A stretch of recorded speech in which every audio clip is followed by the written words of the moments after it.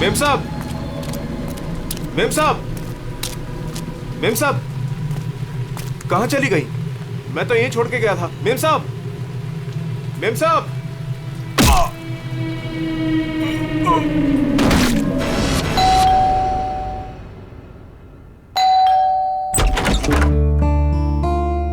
अरे आप इतनी जल्दी आ गए ऑफिस से आज?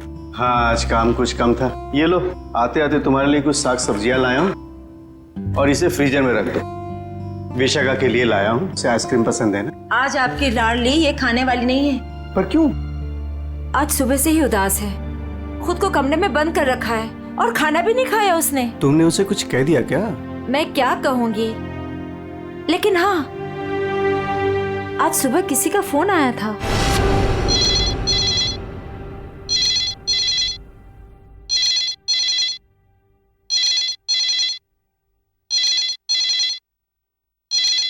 हेलो। हेलो, विशाखा बोल रही हो? जी हाँ, विशाखा बोल रही हूँ। देखो, मुझे तुमसे बहुत जरूरी बात करनी है। ये बात तुम्हारी शादी के बारे में है। शादी? कौन सी शादी? मुझे इस बारे में कोई बात नहीं करनी है। प्लीज मुझे दोबारा कॉल मत कीजिए।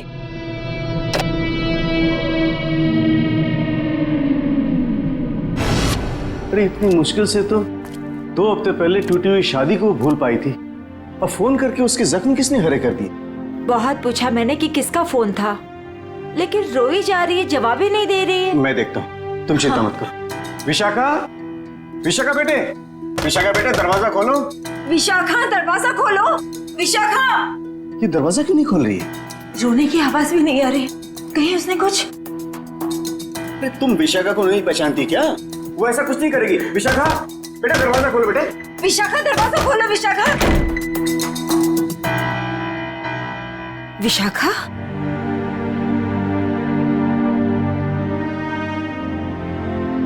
विशाखा बेटे, वो शादी वाले फोन कॉल से चिंता में है ना तू? हाँ पापा, काश मैंने उस गलत लड़के से शादी की जिद न की होती। मेरी वजह से आप लोगों को कितना अपमान सहना पड़ा। अरे नहीं बेटी, ऐसा कुछ नहीं है। उस लड़के के साथ तेरी शादी नहीं हुई, ये तो बड़ी अच्छी बात है। उस परिवार से तू बच गई बेटे। हाँ। और फिर हमारे इस लाडो के लिए इस शहर में कोई लड़की की कमी है क्या? हाँ? और क्या, हमारी विशाखा है इतनी प्यारी कि कोई भी लड़का इसे देखते ही पसंद कर लेगा। नहीं माँ, इस बार अपनी पसंद पे भरोसा करके मैं कोई गलती नहीं करना चाहती। आप लोगों की पसंद पे ही मेरी मंजूरी है। अरे हाँ सरिता, कल ठीक 3 बजे लड़के वाले विशाखा को देखने आ रहे हैं, तुम तैयार रहना। आपने पहले क्यों नहीं बताया? ओहो श्रीमती जी, तो अब तो बता दिया ना। हाँ? पापा, मुझे भगाने की बहुत जल्दी है ना आपको? वे क्यों नहीं, अब इसकी शादी हो जाएगी तो इस कमरे को मैं अपना स्टडी रूम बना लूंगा। अच्छा, तो मैं भी अपना रूम लॉक करके जाऊंगी ससुराल।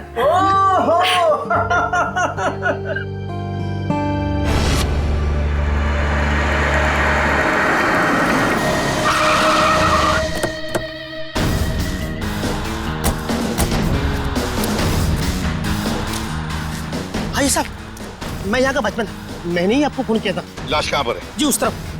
चलो दिखा। जी।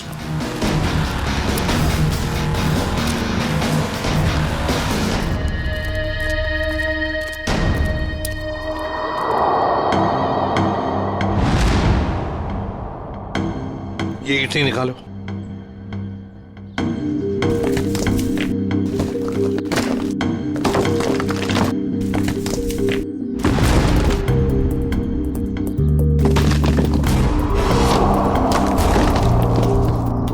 तो लगता है लाश को छुपाने की पूरी कोशिश की, लेकिन पूरी तरह से कामयाब नहीं हुआ है। हाँ, छुपाने की तो बहुत कोशिश की है, मगर जरूर कुछ ना कुछ तो भूल गया है वो। कोई ना कोई सुराग तो हमें जरूर मिलेगा। वैसे लाश ज्यादा पुरानी नहीं दिख रही है। एक काम करो, बाहर निकालो इसे आराम से, संभल के।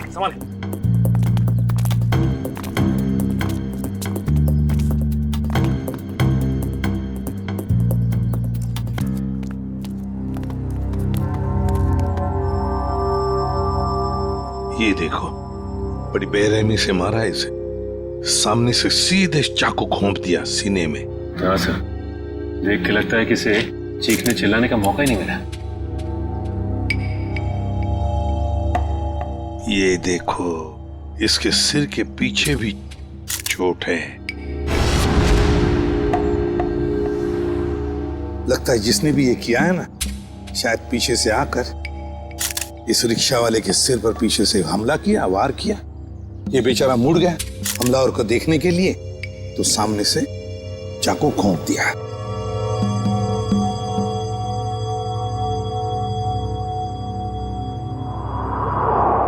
जेब में कुछ भी नहीं। लेकिन सर, कोई रिक्शा वाले को क्यों मारेगा? फिर इस रिक्शा वाले को पैसे के लिए तो कोई नहीं मारेगा। हो सकता है इस रिक्शा वाले का किसी के साथ झगड़ा वगड़ा हुआ होगा या आपसी दुश्मनी हो, लेकिन अगर इसकी लाश यहाँ पर है, रिक्शा कहाँ पर होगी?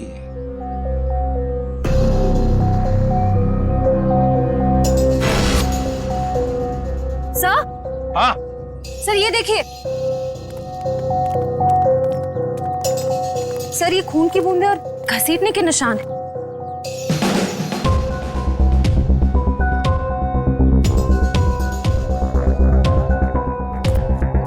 ये देखो, लगता है जिसने भी ये किया है, इस रिक्शा वाले को यहां से घसीट कर वो लेकर गया वहां ईंटों में छुपाने के लिए।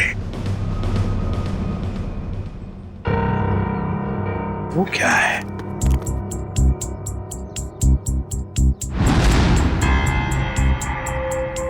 किसी आदमी की घड़ी? अरे ये तो काफी महंगी घड़ी है। शायद रिक्शा वाले की होगी। नहीं फ्रेडी, ये इस रिक्शा वाले की घड़ी नहीं लगती। इतनी महंगी घड़ी है ये, 1,00,000-1.5 लाख की तो घड़ी है। तो फिर सर, शायद उसी की होगी जिसने रिक्शा वाले को मारा है। वो तो ये भी सकता है कि घड़ी उस आदमी की हो जो ऑटो में बैठा था। इतनी कीमती घड़ी पहनने वाला आदमी रिक्शा में नहीं जाएगा, मुझे नहीं लगता। देखो और भी कोई सुराग मिलना चाहिए, देखो जरा आसपास।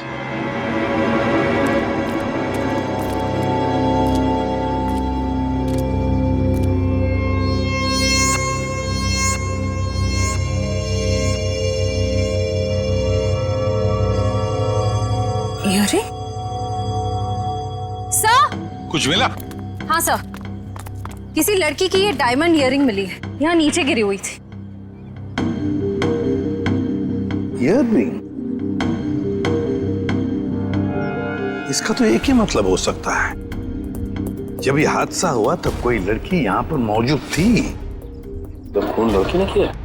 सचिन, पता नहीं खून किसने किया, लड़की ने या और किसी ने, लेकिन एक बात तो जरूर है कि ये लड़की उस रिक्शा वाले के साथ मौजूद थी। सर, हो सकता है ये लड़की उस ऑटो वाले की सवारी थी। लेकिन लड़की यहाँ ऐसी जगह क्या करने आई थी? कुछ न कुछ तो और ही चक्कर है। जो भी हो, उस हादसे में जरूर हाथापाई हुई होगी, जिसकी वजह से वहां पर वो घड़ी मिली और अब ये इयररिंग। ये केस तो बहुत पेचीदा हो गया। इतने सारे सवाल लेकिन जवाब इतने कम। सारे सवालों का जवाब इसी बिल्डिंग में है। इस बिल्डिंग को अच्छी तरह से छान मारते हैं। Let's go.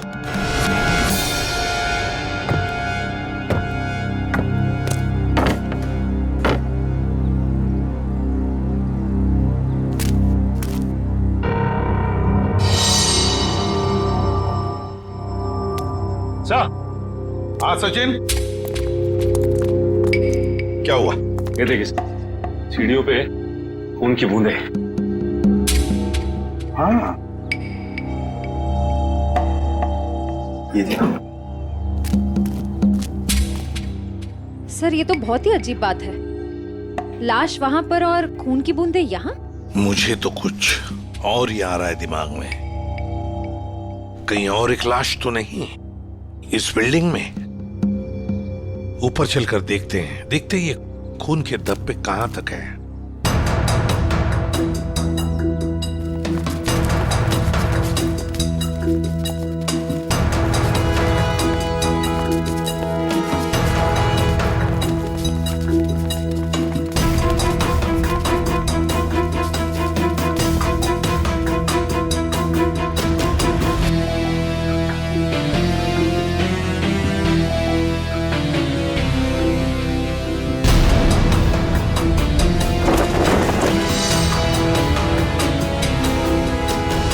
भाई साहब, मैं तो कहता हूँ अभय और विशाखा एक दूसरे के लिए बिल्कुल सही है। दोनों के ख्यालात मिलते जुलते हैं, दोनों का स्वभाव एक है और वैसे एक साथ स्कूल में पढ़ चुके हैं।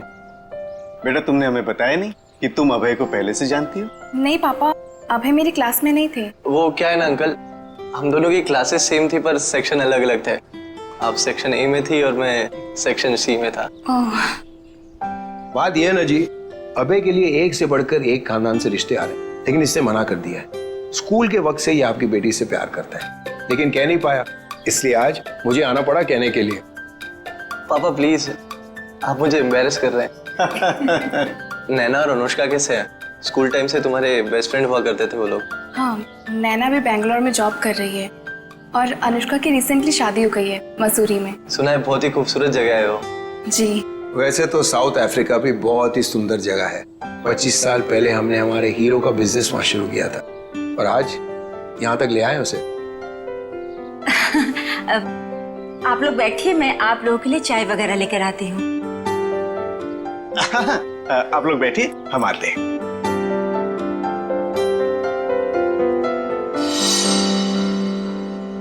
क्या बात है सरिता, क्या हुआ? देखिए, लड़का और परिवार तो मुझे अच्छे लग रहे हैं, लेकिन एक बार आप साफ साफ पूछ लीजिए, लेन देन की जो भी बात है। सरिता, क्यों चिंता करती हो? देखो, मुझे नहीं लगता कि धीरेन्द्र जी की कोई मांग है, और अगर होगी भी तो हम मांग पूरी कर देंगे ना। देखो सरिता, मेरी पेंशन है, तुम्हारे जेवर है, और अगर जरूरत पड़ी तो हम ये मकान बेच देंगे। आखिर हमारी एक ही बेटी है। ओफो, आप एक बार पूछ तो लीजिए ना, कहीं कोई बड़ी मांग रख दी तो। फिर तो ये रिश्ता नहीं हो पाएगा। खैर, अपनी किस्मत है, देखते हैं। चलो लीजिए भाई साहब। ये सब लाने की क्या जरूरत थी? इतनी तकलीफ क्यों की आपने? अरे क्या कहते हैं भाई साहब, ये तो कुछ भी नहीं है, ये तो आपको लेना ही पड़ेगा। चाय लीजिए। ये लो बेटे।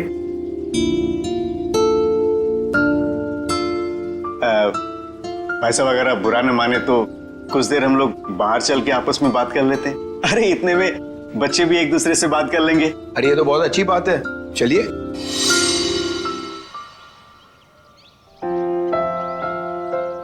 भाई साहब, आपका बेटा हमें बहुत पसंद है। मुझे भी बिल्कुल विशाखा जैसी बहू चाहिए थी।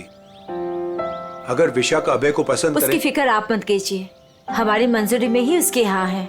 ये तो बड़ी अच्छी बात है, तो मैं बात पक्की समझूं? जी जरूर।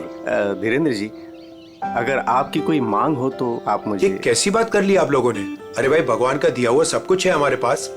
आपकी बेटी सिर्फ 2 जोड़ी कपड़ों में चाहिए, ये आप कर पाएंगे या नहीं?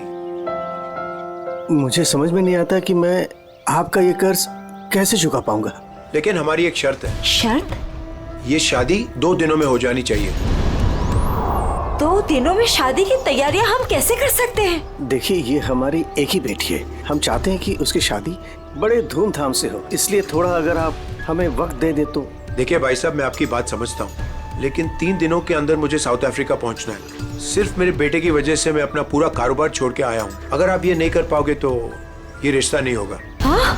सोच लो आप लोग।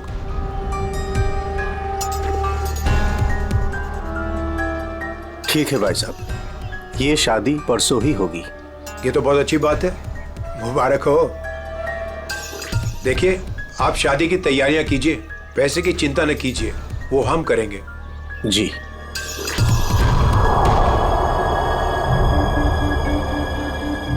कैसे? तुम चिंता मत करो सरिता, भगवान की जो मर्जी है वही होगा। चलो शादी की तैयारी करते हैं।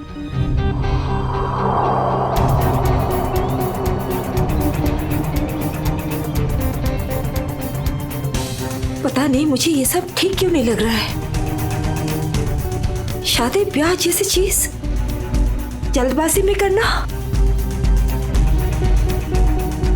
कहीं हम गलत निर्णय तो नहीं ले रहे?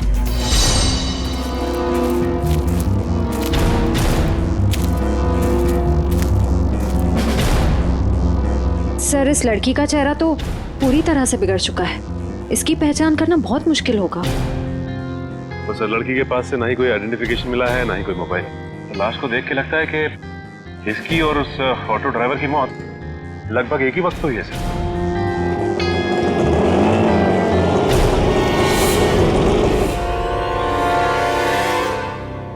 सर, ये लावारिश रिक्शा यहाँ से थोड़ी दूर पे खड़ी हुई थी, लोगों ने मुझे बताया।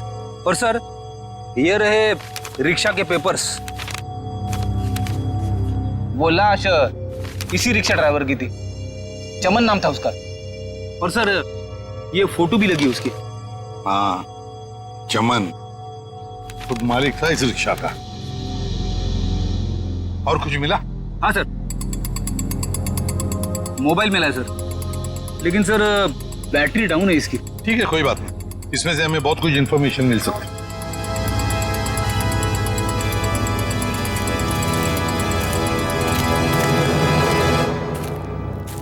वॉचमैन होना है यहाँ के। कैसी ड्यूटी करते हो? दो खून हुए यहाँ पर। साहब जी, ये सब कैसे हुआ? मुझे नहीं पता चला। चुप, नाटक बंद। जरा याद करके बताओ, क्या कोई आया था यहाँ पर इस रिक्शा में से? कोई नहीं आता इस रिक्शा से। ये कैसे हो सकता है? हा? कोई बिल्डिंग से ऑटो दूर क्यों खड़ा करेगा? बताओ कौन आया था? हाँ साहब जी, याद आया, जब मैं खाना खाने गया था ना, जरूर कोई आया होगा। ड्यूटी करते हो।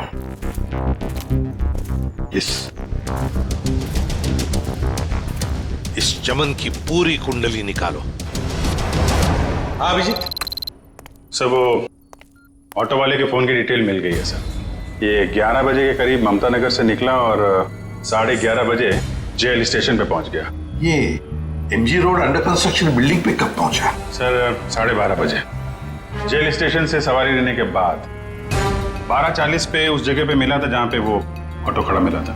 मतलब जेल स्टेशन से उसने सवारी उठाई, तो फिर अभिजीत उस वक्त दो मोबाइल फोन होंगे उस रिक्शा में, एक रिक्शा वाले का और शायद इस सवारी का भी। हाँ सर, मोबाइल कंपनी वालों ने बताया कि रिक्शे वाले के मोबाइल के साथ साथ एक और मोबाइल ट्रैवल कर रहा था। जयवंती और पेटी लगे हैं उसका डिटेल निकालने में। चलो अच्छा। अब देखना यह है कि सर वो सवारी विक्टिम थी या मुजरिम। सर, हाँ सर वो जो ऑटो की सवारी का मोबाइल नंबर था वो दिल्ली का नंबर है और किसी करिश्मा के नाम पे रजिस्टर्ड है। दिल्ली? अच्छा, इस करिश्मा के बारे में और कुछ पता चला? नहीं सर, और कुछ डिटेल्स तो अभी पता नहीं चल पाए हैं। ये तो पता चला होगा कि उसने आखिरी कॉल किसको किया। किसी लैंडलाइन नंबर पे किया था आखिरी कॉल। पोपटवाड़ी का कोई उदय कुमार है। पोपटवाड़ी उदय कुमार। पंकज काम करो, इस दिल्ली वाली करिश्मा के सारे डिटेल निकाल, पूरे के पूरे डिटेल। और अभिजीत, इस पोपटवाड़ी के उदय से मिल लेते हैं, पता तो चले ऐसी भी क्या बातें हो रही थी करिश्मा और उसके बीच में। इसका चेहरा तो बहुत बुरी तरह से बिगड़ गया है, एकदम तहस नहस हो गया है। सर, इनके फेस को हम रिकंस्ट्रक्ट नहीं करवा सकते? बहुत मुश्किल काम है तारिका, बहुत वक्त लगेगा। हाँ, लेकिन एक बात जरूर पता चल गई। ये पता चल गई कि ये काम क्या करती थी। क्या काम? तारिका, ये लड़की एक नर्स थी। नर्स? ये देखो, ये देख रहे हो, ये इसकी उंगलियों पर और ये अंगूठे पर ये कॉल। ये निशान तो ज्यादातर उन्हीं लोगों के हाथों में होता है ना जो दूसरों को इंजेक्शन देते हैं। एग्जैक्टली तारिका। अब मुझे लगता है ये खून या तो किसी बदले की भावना से किया गया है या फिर कोई प्यार व्यार का चक्कर। प्यार व्यार का चक्कर? तुमको ऐसा लगता है तो तुम फोरेंसिक आते ही क्यों? तुम अब से मत आया करो हमारे लैब में प्लीज। हाँ, अरे ये क्या? हाँ। और अभिजीत, तुम्हारे और मेरे बीच में जो भी था ना वो खत्म। प्यार का चक्कर।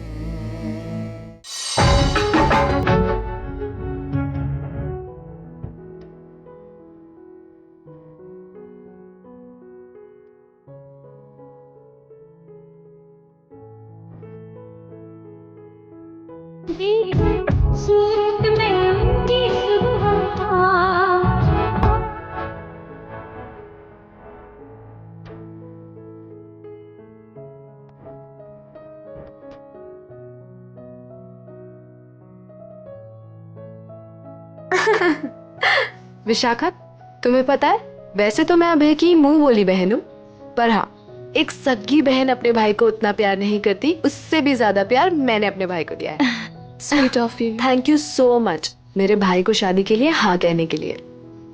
यकीन ही नहीं हो रहा है ना, इतनी जल्दी सारी तैयारियां हो जाएगी। और आज हमारी बेटी की मेहंदी की रस्म है। तुम ठीक कह रही हो, मगर ये सब कुछ मुमकिन नहीं होता अगर धीरेन्द्र जी हमारी सहायता नहीं करते तो। देखो ना, अभय की बहन माया किस तरह से सुबह से लेके सारा काम कर रही है, कितनी अच्छी तरीके से कर रही है ना? वाकई।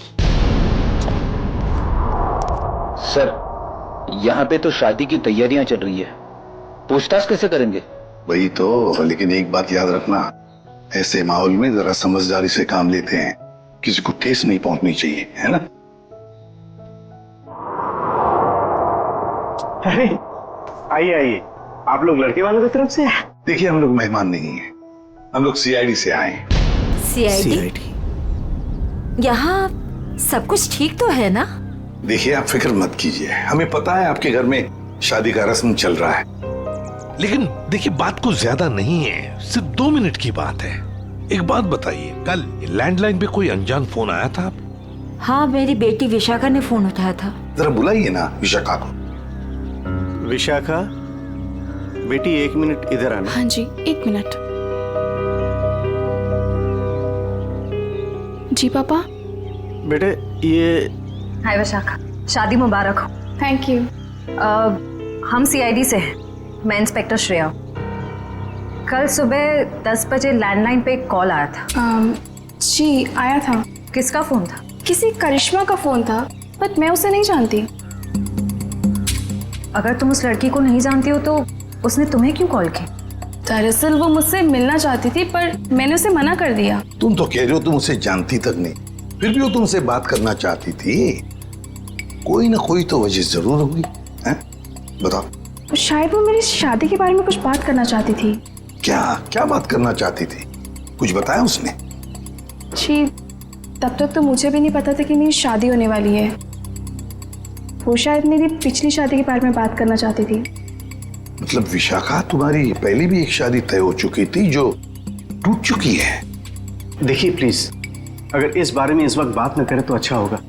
बड़ी मुश्किल से उस सदमे से ये उभर पाई है। प्लीज। पापा, इट्स ओके, मुझे उस बात से कोई फर्क नहीं पड़ता है। पर आप इस फोन कॉल के बारे में मुझसे इतने सवाल क्यों पूछ रहे हैं? दरअसल बात यह है कि करिश्मा नाम की उस लड़की का। अरे 1 मिनट में समझाता हूं।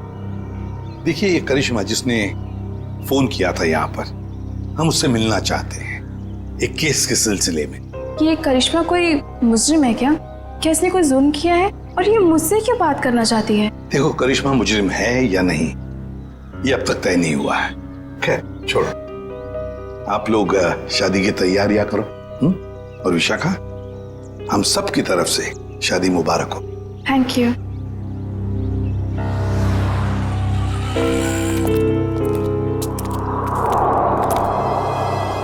हेलो, सुनो, सब गड़बड़ हो गया है यहाँ। सीआईडी आ गई है। हाँ जी, क्या हाल है बॉस? फिर से बन गया चेहरा? अरे चेहरा बनने में टाइम लगता है ना यार। और कितना टाइम चाहिए तुझे? मैं बोल रहा था तारे का, प्रद्युमन जैसे ही मेरी शक्ल देखेगा पीछे पड़ जाएगा। कितना टाइम लेगा चेहरा बनाने में? यार इतना सा काम है साउंड के। वैसे एक बात बताओ, आप लोगों को वाकई कुछ पता नहीं चला उस लड़की के बारे में? हमें इतना तो पता चल चुका है कि उस लड़की का नाम करिश्मा है और वो दिल्ली की रहने वाली थी। और अगर मैं ये बताऊं कि करिश्मा एक नर्स थी तो? सर, उस करिश्मा के बारे में नई बात पता चली सर। क्या? वो दिल्ली में 10 स्टार हॉस्पिटल में नर्स है। लो, ये बात अब बता रहे हैं, मैं कब की बता चुका ये बात। 10 स्टार हॉस्पिटल दिल्ली। वाह यार अभय, बड़ी सुंदर दुल्हन मिली है तुझे, सच्ची। पता नहीं कहाँ से किस्मत लिखा के लाया है। अरे वो कहते हैं ना, लंगूर के हाथ में अंगूर। एग्जैक्टली।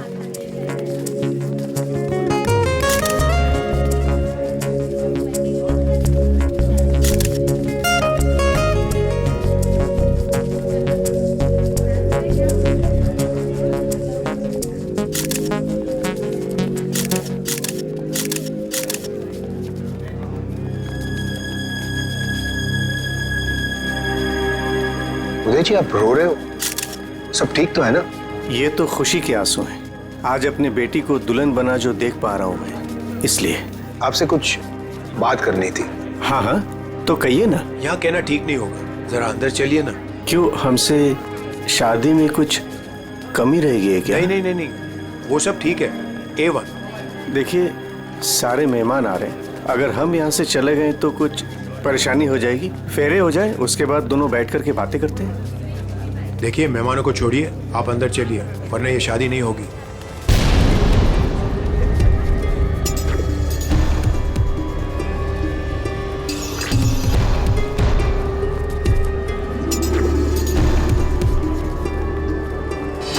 आइए उदय जी।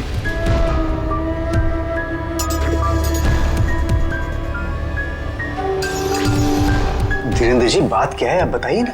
देखिए, मेरी परेशानी बढ़ती जा रही है। अरे भाई, परेशान होने की कोई बात नहीं, एक छोटी सी रिक्वेस्ट है। कैसी रिक्वेस्ट? आपको याद है मैं आपके घर आया था आपकी बेटी को देखने, और मैंने आपको कहा था मुझे दहेज बिल्कुल नहीं चाहिए। जी मुझे अच्छी तरह से याद है, आपने कहा था कि आपको दहेज नहीं चाहिए। तो अब क्या चाहिए आपको? मैं अपनी जुबान का पक्का हूँ, कहा ना दहेज नहीं चाहिए, दहेज नहीं लूंगा। हाँ, मगर आपको दहेज नहीं चाहिए तो क्या चाहिए?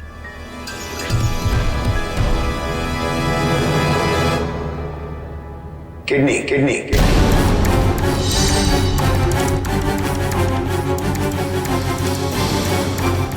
किडनी? पर किसकी?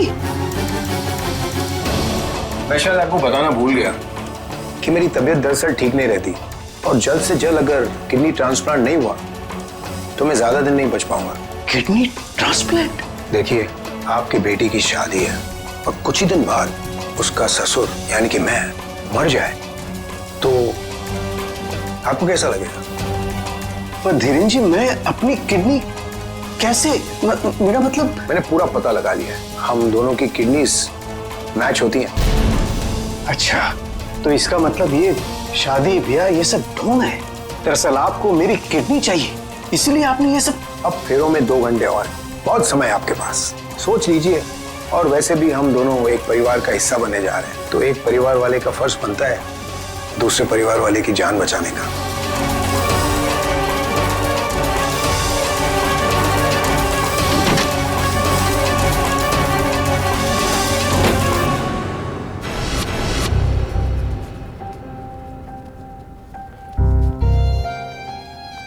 आपको दहेज नहीं चाहिए तो क्या चाहिए? Kidney kidney kidney.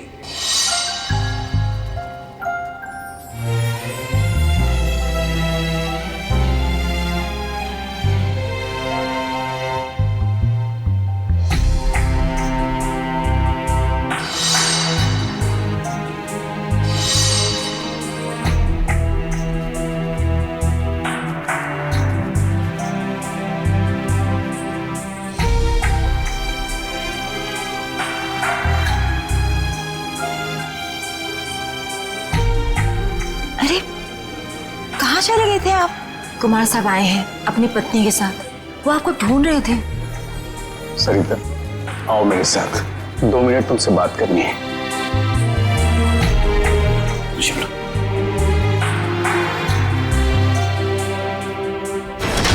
आओ सरिता। क्या हुआ, मुझे बताएंगे भी? सरिता, दरवाजा बंद कर दो, बताता हूं।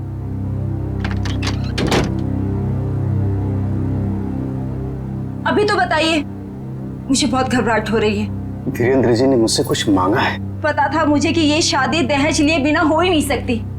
वैसे कितने पैसे मांगे हैं उन्होंने? नहीं, उन्होंने मुझसे पैसे नहीं मांगे। तो फिर? सरिता, उन्होंने मुझसे मेरी किडनी मांगी है। किडनी? हाँ सरिता। हे भगवान, इसका मतलब ये सब शादी वादी ढोंग है। वो आपकी किडनी लेना चाहते हैं? मुझे भी यही लग रहा है। ये अचानक से उनका मेरे घर आना, फिर 2 दिन में शादी, और अब ये सब कुछ। सरिता, मुझे तो इसमें बहुत बड़ी साजिश लग रही है। तो क्या अब हमारी विशाखा की शादी फिर से टूट जाएगी? अगर मैंने किडनी नहीं दी तो ऐसा ही होगा। ना सरिता, तुम मत रो।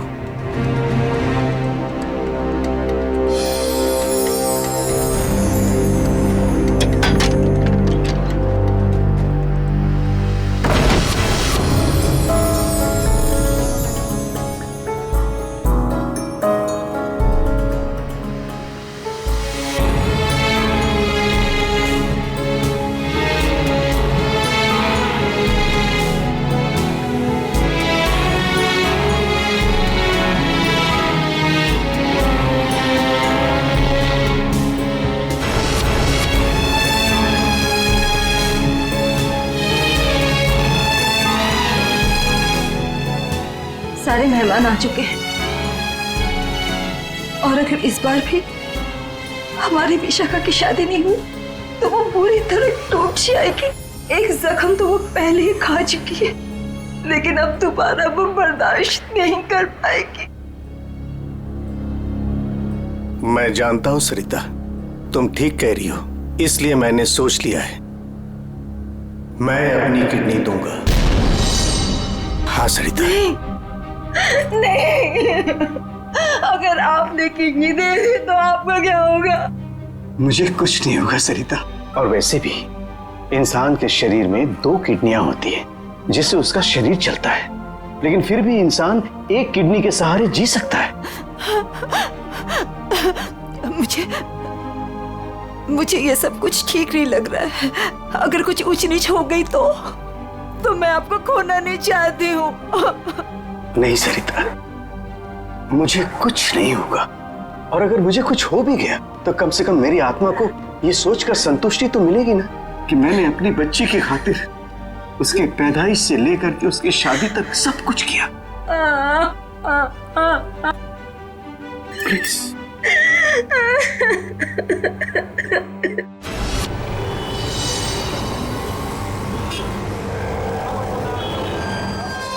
हेलो सर, मैं अनुज, इस हॉस्पिटल का डीन।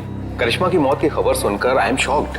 वो बहुत ही काबिल नर्स थी। वैसे डॉक्टर साहब एक बात समझ में नहीं आ रही है, ये करिश्मा ने अचानक से छुट्टी क्यों ली और फिर यहाँ से मुंबई चली गई? कोई खास वजह थी क्या छुट्टी लेने? उसने छुट्टी ली और यहाँ से चली गई। अब यहाँ से जाने के बाद वो कहाँ गई, किस लिए गई, इसके बारे में हमें कुछ नहीं पता। देखिए, हम लोग करिश्मा के घर गए थे, लेकिन वहाँ से कोई ज्यादा जानकारी मिली नहीं है। क्या आप बता सकते हैं कि यहाँ पे करिश्मा को कोई सामान वगैरह पड़ा है? आप चाहें तो करिश्मा का लॉकर देख सकते हैं। जी हाँ, जरा दिखाइए लॉकर। आइए। चलिए। अरे सर, इस लॉकर को देखकर मुझे मेरी नानी की अलमारी याद आ गई। वो भी अपना सारा सामान ऐसे ही ठूस ठूस के रखती थी। सर, ये तो किसी मरीज की मेडिकल रिपोर्ट है। किसकी फाइल है ये? दे उदय कुमार। उदय? विशाखा के पिताजी उदय कुमार? कमाल है, इस फाइल को तो हॉस्पिटल के रिकॉर्ड रूम में होना चाहिए। ये करिश्मा के लॉकर में कैसे? मतलब ये करिश्मा उदय जी और उसके परिवार वालों को जानती थी? वो परिवार वाले तो बता रहे थे कि वो करिश्मा को जानते ही नहीं। जरा बताइए, किस चीज का इलाज चल रहा था उदय का?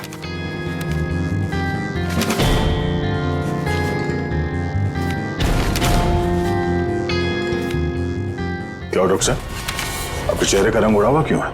उदय जी को फूड पॉइजनिंग थी और उनके सारे टेस्ट किडनी के करवाए गए हैं। क्या? यार ये क्या चक्कर है? नहीं नहीं नहीं दया, कुछ न कुछ तो गड़बड़ जरूर है, कुछ न कुछ तो गड़बड़ है। अच्छा डॉक्टर साहब, इस करिश्मा का बर्ताव कुछ अजीब लगा आपको? मतलब कुछ गड़बड़ लगा आपको कभी? नहीं, ऐसा तो कुछ भी नहीं लगा सर। ये देखिए। माय गॉड, तो ये बात है। क्या बात है उदय? अरे डॉक्टर चंद्रप्रकाश, आओ बैठो बैठो। ये अचानक क्या बात करना चाहते हो तुम मुझसे? और भाभी जी क्यों रो रही हैं? शादी में कोई मदद वगैरह चाहिए?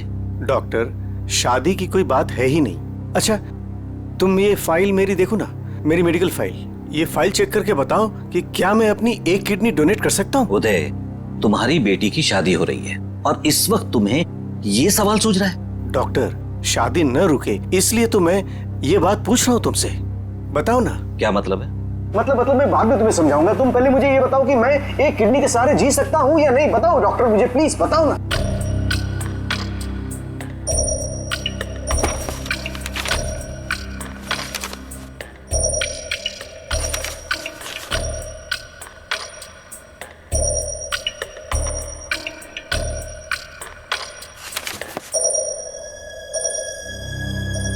डॉक्टर, रिपोर्ट ठीक तो है ना? क्या हुआ चंद्रप्रकाश, बताओ ना कुछ मुझे। क्या किडनी देना जरूरी है? बस तुम इतना ये समझ लो कि किसी के जिंदगी और मौत का सवाल है। देखो, अगर मैंने किडनी डोनेट नहीं की ना तो मेरी बेटी की शादी रुक जाएगी। देखो उदय, तुम्हारी ये किडनी पहले से ही खराब है। क्या? सरिता, मुझे तो आज तक ये प्रॉब्लम कभी महसूस ही नहीं हुआ।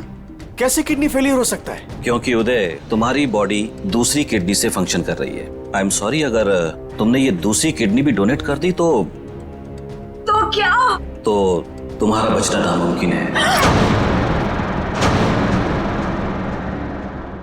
किडनी डोनेट करने के लिए तुम मेडिकली फिट नहीं हो। देखो, ऐसा मत कहो डॉक्टर, मुझे ये किडनी दान करनी ही पड़ेगी किसी भी हालत में। डॉक्टर प्लीज जरा चेक करके बताओ, कोई तो रास्ता निकालो। देखो उदय, फाइनल डिसीजन मैं नई रिपोर्ट के आने के बाद ही दे पाऊंगा, लेकिन इस रिपोर्ट के मुताबिक किडनी डोनेट करना मतलब मौत को दावत देने जैसा है।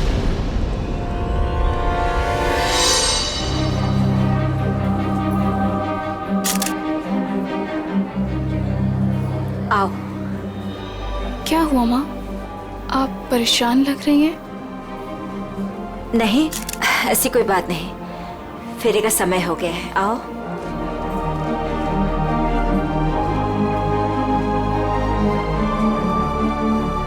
अरे उदय जी,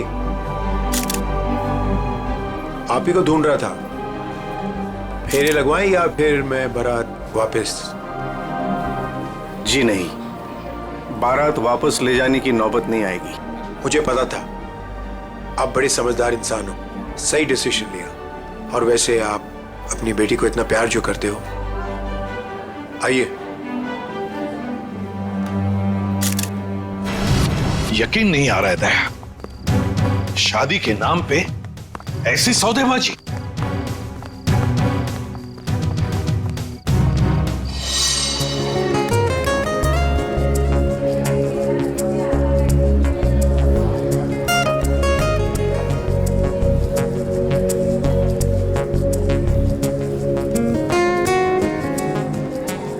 रुक जाइए। सरिता जी। जी। उदय जी कहाँ है? वो तो यही। कहाँ है उदय जी? यही तो थे, कहाँ चले गए? आप लोग यहाँ फिर से, क्या हुआ? हमारा उदय जी से बात करना बहुत जरूरी है, जरा बुलाइए उन्हें। उदय जी। उदय जी। कहाँ गए उदय जी? बुलाइए। मम्मी, पापा कहाँ चले गए? आपके पापा कहाँ हैं? इसका जवाब अब ये देंगे धीरेन्द्र जी। क्यों धीरेन्द्र जी, जवाब देंगे ना? मुझे कुछ नहीं पता।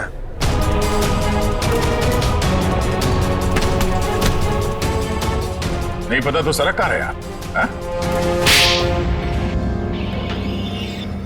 सर, मैंने कुछ नहीं किया सर, मैं तो इनका असली बेटा भी नहीं हूँ सर। मेरे पति को इन लोगों ने गायब करवाया होगा और किडनी के लिए ये लोग शादी तोड़ने की धमकी दे रहे थे। मॉम, आपने बात मुझे पहले क्यों नहीं बताई? आपके और पापा से बढ़कर मेरे लिए कुछ नहीं है। शर्म आनी चाहिए तुम्हें, शादी जैसे पवित्र बंधन की आड़ ऐसा घिनौना अपराध करते हुए। सर मैं मानता हूँ, इसी प्लान के जरिए मैंने किडनियों का व्यापार किया। क्या? शायद इसीलिए उन गुनाहों की सजा है कि मेरे खुद की किडनी बेकार हो गई। लेकिन इस बार सर, मैं खुद की जान बचाने के लिए कर रहा था। इसके लिए किसी और की जान चली जाए। अब बताओ, करिश्मा को क्यों मारा? सर मैंने करिश्मा को नहीं मारा, बल्कि वो तो मेरी मदद करती थी मरीज ढूंढने में। सर इस बार मैंने गैंग वालों को बताया बिगैर एक किडनी गायब कर दी। उसी बात को लेकर वो मुझे ब्लैकमेल कर रही थी कि वो बाकी गैंग वालों को और विशाखा को ये बात बता देगी। इसीलिए तुमने करिश्मा को मारा? इसीलिए? नहीं सर, मेरा यकीन मानो, मैंने उसे नहीं मारा।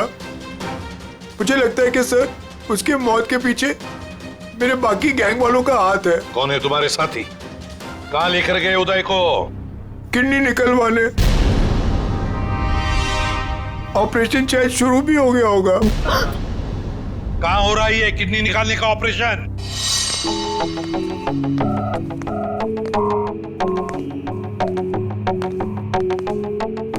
चल डॉक्टर, ऑपरेशन शुरू कर।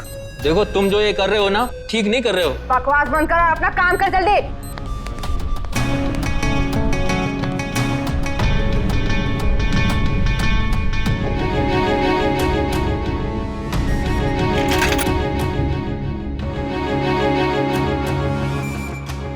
जल्दी करना।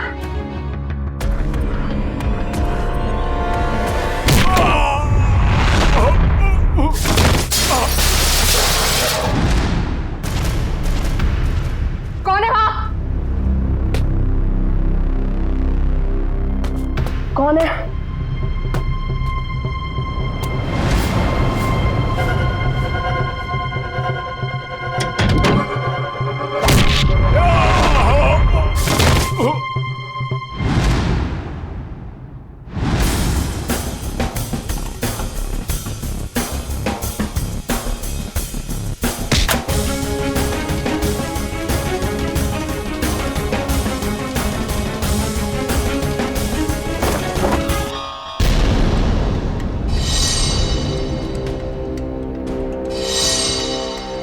अपने जुर्म का इनाम तो लेती जाओ।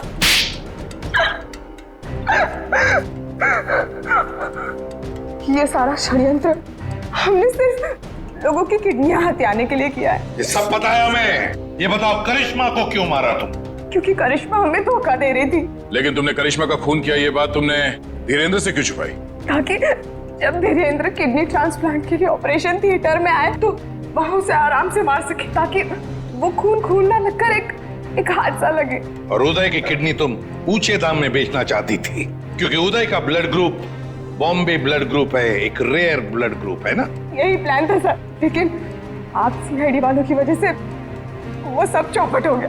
करिश्मा का खून और कितने सारे मासूम लोगों की किडनियों की चोरी, तुम्हें तो फांसी ही होगी। इतना काफी है तुम्हें फांसी के फंदे तक पहुंचाने के लिए। जयवंती, ले जाओ इसे। सर।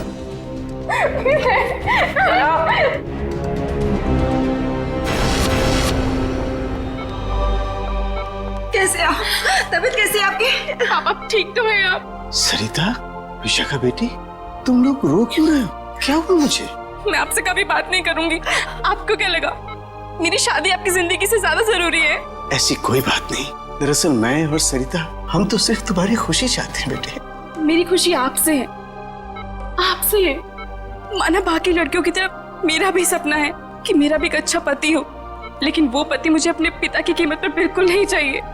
देखा उदय जी, आपकी बेटी विशाखा कितनी समझदार है, सियानी है और सही बोल रही है। एक बात हमेशा ध्यान में रखना, बेटी घर का सम्मान होती है, सुख होती है, खुशी होती है। उसके हाथ पीले करना तो सौभाग्य की बात होती है, लेकिन उसके लिए माता पिता को अपनी जान दांव पर लगाने की कोई जरूरत नहीं। एसीपी साहब, मैं आपसे वादा करता हूं, चाहे कुछ भी हो जाए, मगर मैं इंतजार करूंगा। अब की बार मैं अपनी बेटी का हाथ सिर्फ उसी को दूंगा जो इसके लायक हो। आप सबका बहुत बहुत शुक्रिया बेटी। Thank you very much.